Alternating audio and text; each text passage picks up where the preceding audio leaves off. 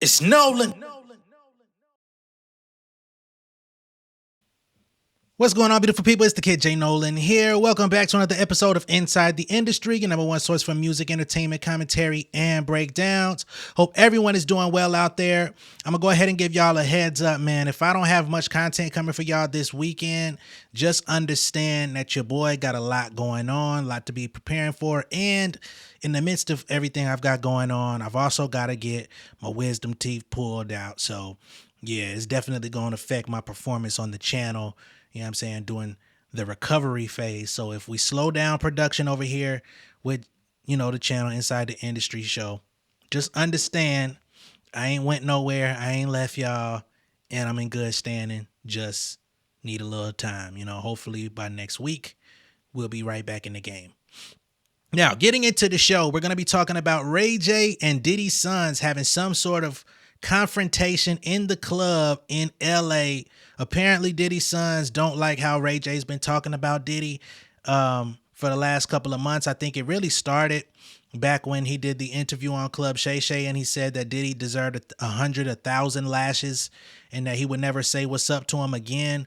He's done some other videos talking about the Cassie incident. He's also been talking about, he started his own news show or something like that, where he talked about the whole baby oil thing and people booty being taken and things of that nature. So I guess they feel like Ray J has been dogpiling on their father, in which they tried to confront him and set him up to be jumped in the middle of a nightclub. Ironically enough, they're saying that Chris Brown had to be the sensible person to step in and break this up. Since when is Chris Brown breaking up fights? Just a couple months ago, we covered a story about this nigga allegedly having his entourage jump the fuck out of some niggas backstage at his own show. But now he's the one diffusing the situation.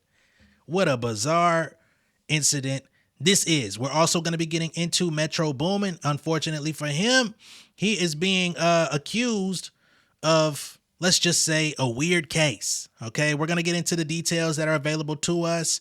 I'm going to say I don't know what's real and what's not. I'm not going to, say that he's guilty right out the gate, but more information and more evidence does need to be surfaced on that. We're going to be addressing all of those things. And yeah, man, it's looking real interesting out here for entertainers. It's getting real interesting for the rappers, singers, producers. If you are somebody of note, a public figure, man, all of your past transgressions are coming to the light. And again, I'm not saying Metro did it, but if he did, we're going to have to pack you up, sir. But let's just go ahead and start with this whole Ray J thing, shall we? Now, TMZ has all of the deets on this. Let me go ahead and pull up TMZ, and we're going to get right into this thing. Give me a second. All right, so here we are on TMZ with the inside scoop of what's going on. All right, Diddy's sons were ready to fight Ray J. Chris Brown swoops in to stop it. This is an exclusive. All right.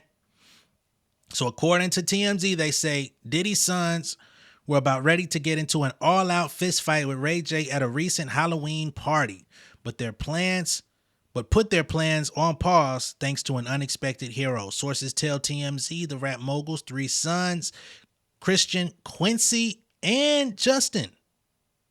Quincy, you surprising me out here, brother. You've taken a different turn, but have at it. They got into a heated face-off with Ray J outside influencer Terra Electra's unruly agency Halloween Bash in Los Angeles over the weekend. They're told that when the party wrapped up in the early hours, Ray J made his way to the parking lot along with his crew, Amber Rose, and manager David Wintraub, but was confronted by Diddy's three sons. Sources say the siblings surrounded the singer as they were upset about some of the public comments Ray J has made about the Bad Boy Records founder amid his legal woes. We're told things got heated between the men, and when I say we, I ain't with these niggas. I'm with myself. I'm not with TMZ. They're told, things got heated between the men, with the group getting in each other's faces and chest bumping one another. Chest bumping.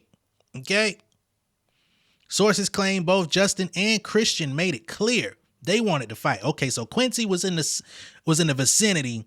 He was rolling with the other guys, and you know, if they needed a little backup, I guess he was willing to get in. But Justin and Christian really wanted some action. They was Macho Man and the Hulkster, I guess. Sheesh. And as you can see, there's multiple photos that took place in this event. Looks like they were having an sanctimonious time for the most part. They say the incident didn't escalate further than this. However, Chris Brown, who witnessed everything going on from his car, rushed out and diffused the situation with Ray's manager, David, by pulling Justin and Christian away. We're told others also stepped in to mend the situation, resulting in no injuries. Okay, so here's Ray J. We've got Tyga here. We got Chris Brown. It looks like T-Pain there. I don't know this young lady. I'm sorry. Or this young lady. But don't hold me to that. I don't be knowing everybody, man. Now check this out. They say this was not the first time Diddy's sons confronted Ray J either. As they're told, these kids have approached him several times prior to discuss the singer's comments. They're told Christian, Quincy, and Justin, all three of y'all, tried fighting Ray J on 3 separate occasions in different settings. Now, what I'm trying to understand is how y'all run up on a nigga 3 times and don't get nothing done. Okay? Y'all supposed to be bad boys.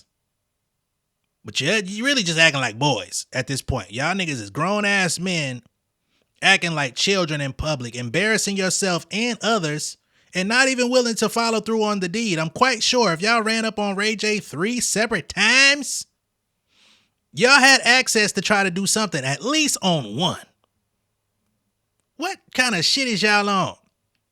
Y'all already been out here posting goddamn videos of y'all partying a little bit too hard during your father's investigation.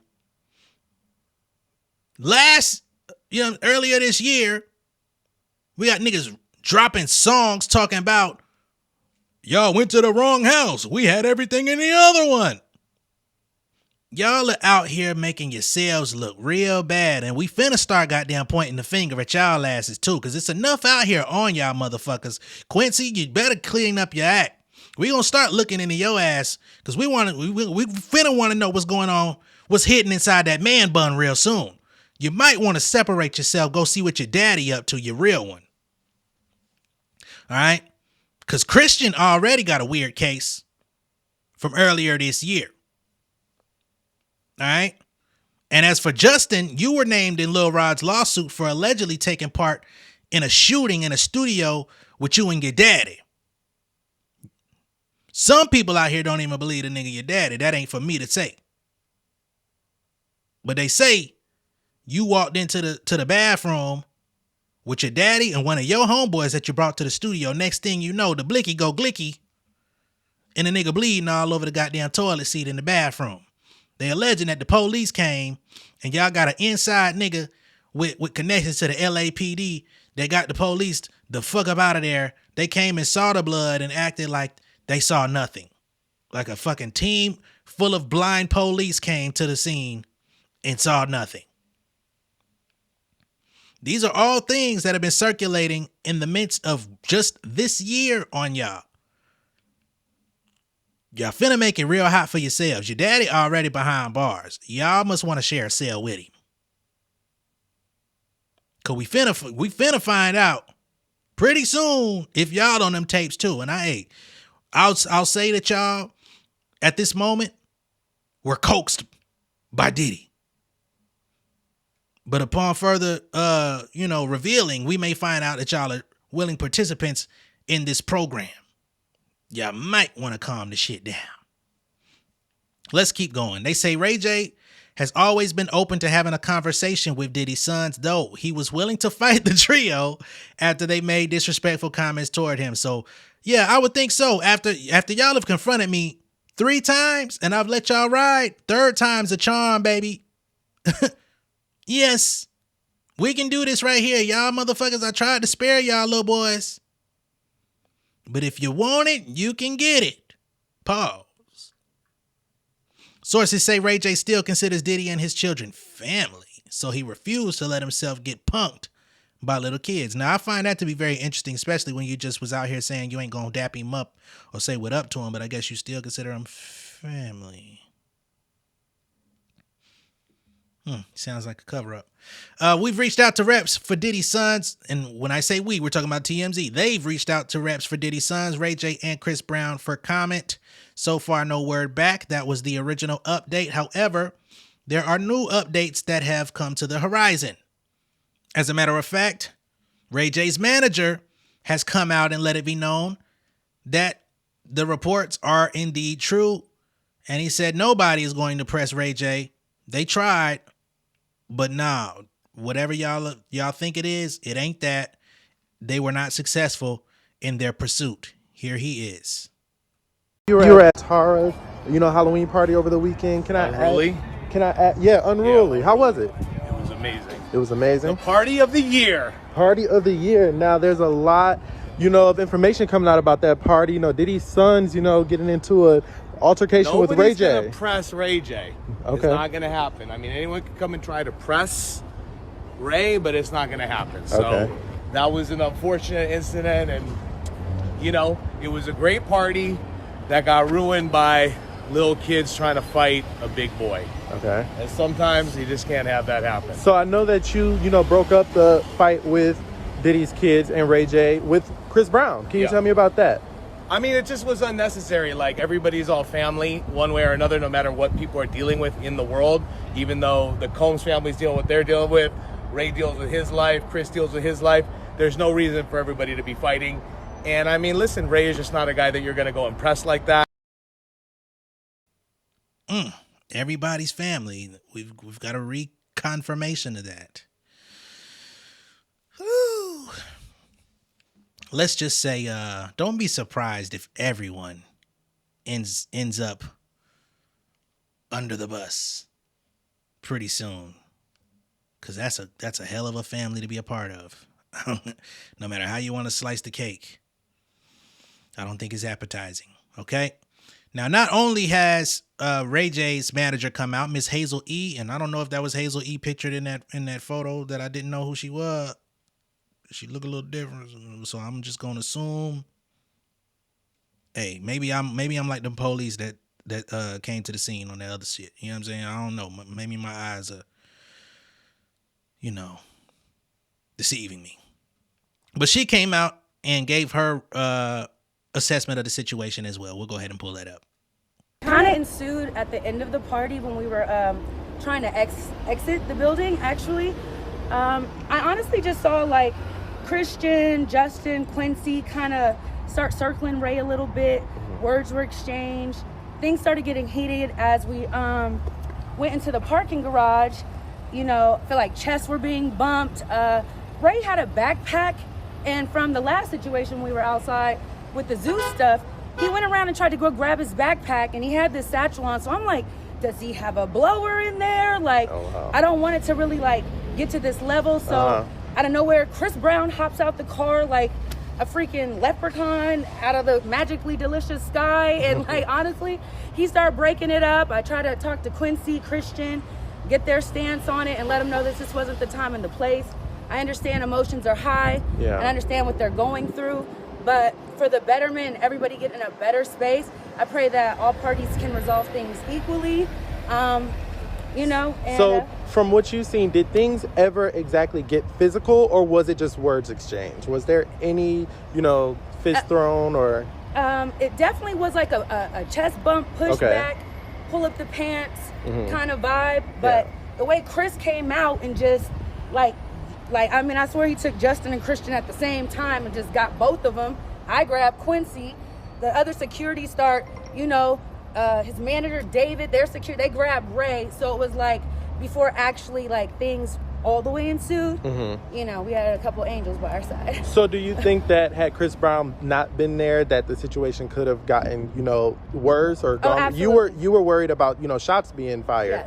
Yes, absolutely. I feel like if Chris wasn't like the bigger voice of reason in that moment, I don't think anything that any of us were saying would have toned the situation down.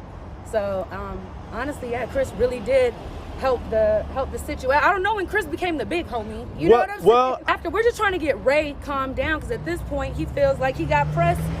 He got pressed by the Combs kids, and he's like, you know, a grown man, OG from LA. He feels like they in his city. You know what I'm saying? So his emotions were definitely high, running rampant. You know, we try to get him in the sprinter. David, Amber, and I try to like continue to press him down, because where he was at, it still probably would have kept going had David being Ray J's manager and Amber David, Rose. Yeah, David Weintraub, that's Ray J's manager, Amber Rose.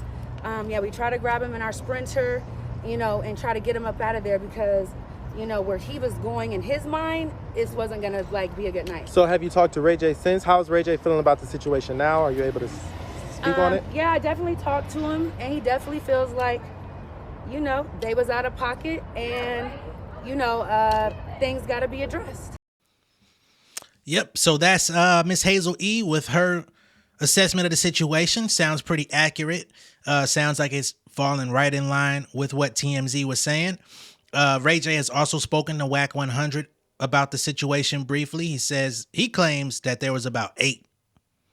It was Quincy, Christian, and Justin, and I guess an additional 5. I don't know who the other Jackson 5 is that was with them. You know, I haven't heard anyone else confirm that it was 5 others. Excuse me. But Ray J out his own mouth said it was about 8. Now, I don't know if he was, you know, singing double, if he was that lit. Damn near triple. Or if it was really 8 niggas. I don't know. I can't speak to it. I wasn't there. And Lord knows I would have not liked to have been there. And it definitely would have blown my evening. But let's just say wishing everyone the best. As y'all can see from Hazel E's side of the story, Ray J has been carrying around some sort of satchel that she believes could possibly have a firearm in it. And he was eager to get to it at one point, not necessarily last night, but it's something that he's been having around. And he was definitely on, you know, at least a scale of 7 to 8 out of 10. And he needed to be scaled back. They had to throw him in the sprinter to get him up out of there. And again, I understand his frustration if this is indeed the 3rd time that they've tried to run up on him and cause a scene, because now it's like every time I'm out and y'all see me, y'all want to try to make this a thing, right? So now y'all feeling like y'all the big dogs, y'all bullying me at this point. Yeah, I'm gonna go ahead and settle the score. I'm gonna lay all you little niggas out just to show y'all and prove a point that y'all need to leave me the fuck alone, because it can go left even further. If you think it's gonna go left, just wait till we get goddamn 5 lefties, okay? So that's what we've got on this whole Ray J and the Combses. Let's move on in the show. We've got Metro Boomin up next that we're going to speak on. So let's get to that. All right. Due to the sensitivity of this particular content, we're not going to share the screen. I'm going to read it to y'all as I normally would. Metro Boomin has been sued for alleged SA battery and allegedly impregnating a woman. All right. So they're saying Metro Boomin is facing a new lawsuit from a woman who claims she knew and trusted the Grammy-winning super producer before he allegedly SA'd her in 2016. TMZ, y'all being very messy using that trust, saying she trusted him, knowing that this nigga got 2 albums, talking about not trusting people. TMZ Hip Hop obtained docs filed today by a woman named Vanessa Lemaistre, who claims she was suffering from depression after the death of her 9-month-old son at the time.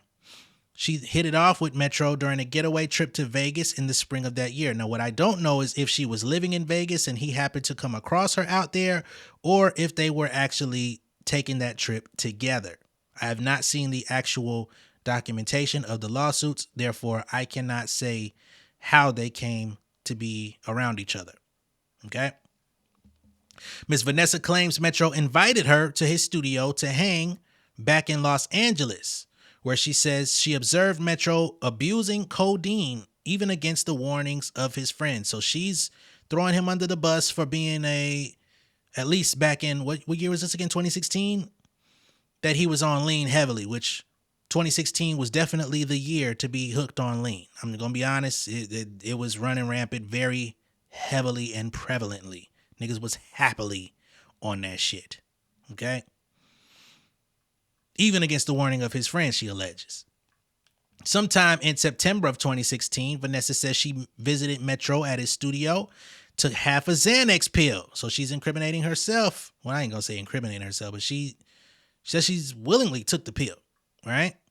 And she says she took a shot of alcohol to cope with the sadness over her son's passing, weighing heavy on her mind, and claims that she soon blacked out on the couch.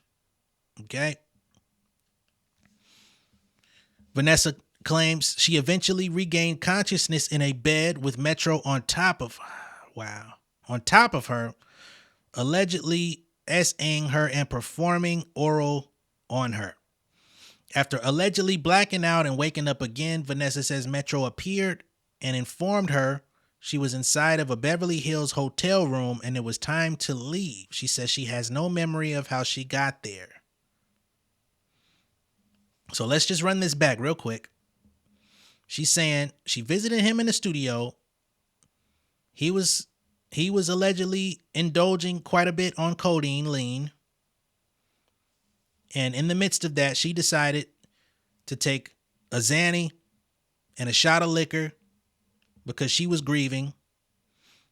She passed out, lost consciousness in the studio, then woke up in his hotel bed. Right?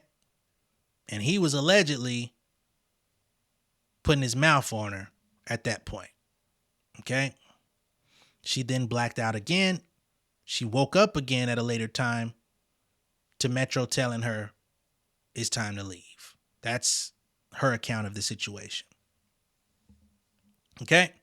She says that she later learned that she was pregnant and claims it had to be from Metro because she had not been intimate with anyone else. She says she ultimately terminated that pregnancy in November of 2016. Vanessa also believes that Metro joked about her trauma the following year on his Rap Saved Me record co-starring 21 Savage, Offset, and Quavo, which includes the lyrics. She took a Xanny, then she fainted. I'm from the gutter, ain't no changing. Hey, yo. I'm going to pause this because I can't play the song here, for copyright reasons, but I got to hear this because I'm not too familiar with this record like that. I need to hear that because that sounds too eerily similar. Metro, you got some explaining to do, sir, but let me hear it first. Give me a second. All right. So that's definitely lyrics on the song. However, Metro Boomin did not rap the song. That was 21 Savage on the intro of the record. If you want to go check it out for yourself, it's 21 Savage, Offset, Metro Boomin, Rap Save Me featuring Quavo. And within the first 45 seconds of the song, you can hear it for yourself. Again, this is lyrics from 21 Savage. So perhaps 21 Savage was just being creative in the studio and that's what he thought of. Which is a discussion within its own thing, if that's something that's frequently happening in y'all circumference of women taking Xannies and fainting. We need to have a conversation about that and the sensitivity of those lyrics, because that sounds to me like Rick Ross, you didn't even know it. And Rick Ross had to face some losses on that. But furthermore, it would be even more disgusting, let's say, if 21 Savage and Metro Boomin were having a candid conversation about this incident that happened, and then he turned around and put it in his raps. That would be pretty disgusting as well, because now you're taking this situation that happened, allegedly, and rapping about it, knowing that you're basically co-signing SA. I don't think that's fly in no type of way, right? But I have to say allegedly, because I don't know the situation. I don't know if she's connected to Metro Boomin for real. We have seen incidents where these things have been disproven. So again, we'll just have to see how this thing develops, right? She's currently seeking unspecified damages for mental pain and anguish plus punitive damages. TMZ has reached out to Metro Boomin's rep. So far, they say they've received no word back. All right. But I'm sure more updates about this thing will come out soon. Or at some point. I don't know how fast this is going to be dealt with. I don't know if they're going to settle behind the scenes and just do a payout. This is a civil case, not a criminal case, to my knowledge. But if you did that, brother, your ass deserves the same shit Diddy going through. The same shit a lot of these motherfuckers going through. But again, we don't know what's real and what's not. Okay? They already have the hashtag Metro Grooming for old comments that he made on Twitter when he was a teenager, making some very inappropriate jokes and stuff like that. But we can't hold him to that without further proof. All right? But, yeah, man, this hip hop shit, we definitely need a fucking cleanse. Like, Kendrick wasn't lying when he said it's time to watch the party die, because motherfuckers is out here partying a little too hard and taking advantage of the situation, and that shit ain't never gonna be acceptable. I don't give a fuck who you are. Okay? Now, that's all we've got for this particular show. Let me know what y'all think of all this down below in the comments. Be sure to like and share this video. If this is your first time seeing me on YouTube, go ahead and subscribe to the channel, become an insider. I will catch y'all on the next one. I may have another video or two in me before, things get underway and I have to get these teeth situated. But again, if I don't have much else coming for the rest of the week, understand that's what's going on. I will be healing and I'll be back shortly. All right? Much love and respect. Peace. King of my city and cul-de-sac. Coming out swinging like soldier rags. Leading my people like quarterback. Boy, I study this shit, I'm an almanac. Had to get up and grind. Knowledge is booming, I'm here to apply. Came with the chip and the dip, it just single the mind. We finna do more than survive. I need my check. Spinning the block for the Gouda. We hitting the jeweler to flood out the net. We don't do beef for computers, I'm straight out the sewer. We come when you rest. Niggas be looking perplexed, so keeping my foot on their neck. No map, I trust my gut for the quest. With drama, I'm fully abreast. I was ready for years and they doubted me. All of a sudden they tell me they proud of me. I been dropping these haters like calories. Cross them out, I came back with some boundaries. Stand for my honor, but too raw, no corner. Packing the stick with a drummer. Wanna catch my bad, won't fumble. I done came too far to be humble.